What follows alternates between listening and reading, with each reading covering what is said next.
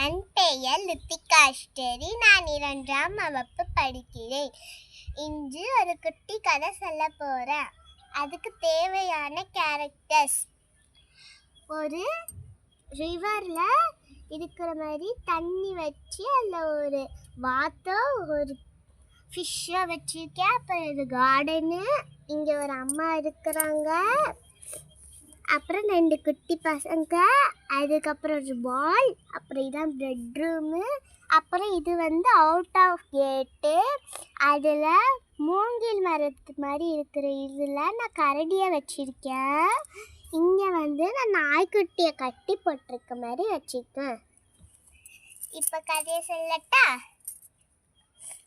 ஒரு ஊரில் 2 பசங்க இருந்தாங்க. ஒருத்தவங்க பேர் ப்ளூவியா, இன்னொரு பேர் பிங்கியா.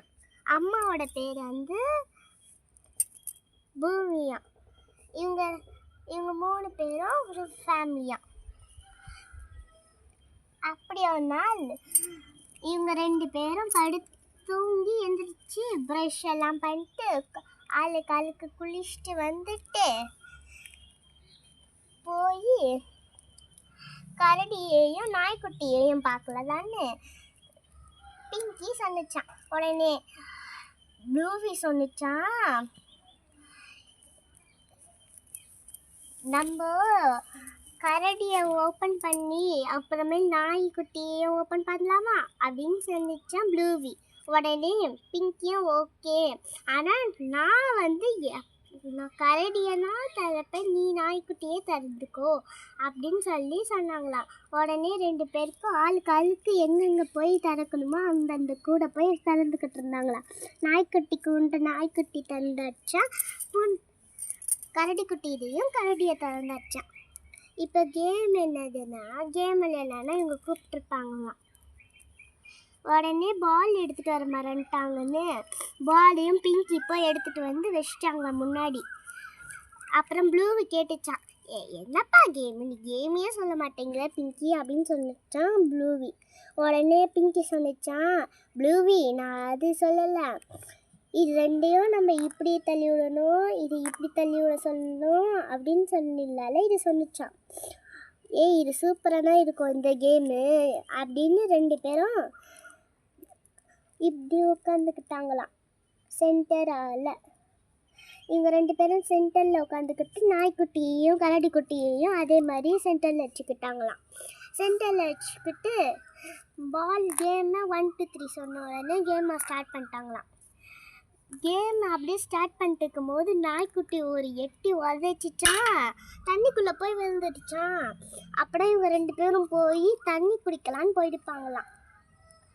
தண்ணி குடிக்கும்போது பால் உள்ளே விழுந்துடல. இவங்க தண்ணி குடிச்சிட்டு வரும்போது இந்த நாய்க்குட்டி கரடிக்கிட்ட சொன்னிச்சான், கரடி ப்ளீஸ் பாடி போய் அதை எடுத்துகிட்டு வாயேன்னு சொன்னிச்சான். உடனே இதுவும் வேகமாக ஓடி போய் எடுக்கலான்னு போணுச்சான். அப்போது இதால் எடுக்கவே முடியலையா, ஆனால் கையில் பிடிச்சிருச்சான்.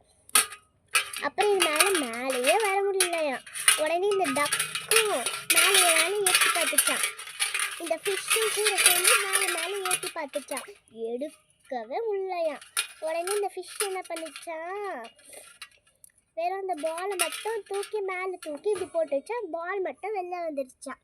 ஆனால் இதால் எடுக்கவே முடியலையா. உடனே நாய்க்குட்டி அங்கே போயிட்டு அப்படின்னு கட்டிக்கிட்டே இருந்துறான். உடனே 2 குட்டி பசங்களும் வந்தாங்களாம். என்னடா அங்கே சத்தம் கேட்குறேன்னு 10 ரோட பார்த்தா அந்த கரடி குட்டி அங்கே இப்படி விழுந்துருந்துறான். உடனே இவங்களும் தூக்கம் ட்ரை பண்ணாங்களாம். இவங்களை 2 பேரும் சேர்ந்து கூட தூக்க முடியலையா.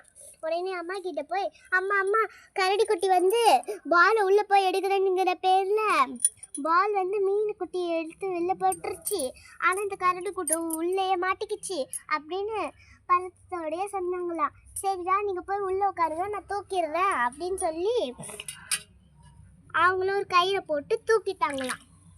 தூக்கிட்டு நீங்கள் இது மாதிரி வீட்டுக்குள்ளே வச்சு விளையாடாதீங்க, வெளில போய் இது மாதிரி விளையாடுங்க. பாருங்க, இப்போ வீட்டுக்குள்ளே உட்காந்து விளையாடுறதுனால ஃபிஷ் டேங்குக்குள்ளே வேறு போயிடுச்சு, நல்ல வேலை வாத்துக்குட்டிக்கும் மீன் குட்டிக்கும் ஒன்றும் ஆகலை அப்படின்னு சொன்னாங்களாம். உடனே கரடிக்கும் கரடிக்கும் நல்லா புரியுற மாதிரி சொன்னாங்களாம். அப்புறம் நாய்க்குட்டிக்கும் அது தெரியுங்கிறதால நாய்க்குட்டிக்கு அப்படி சொல்லலையா.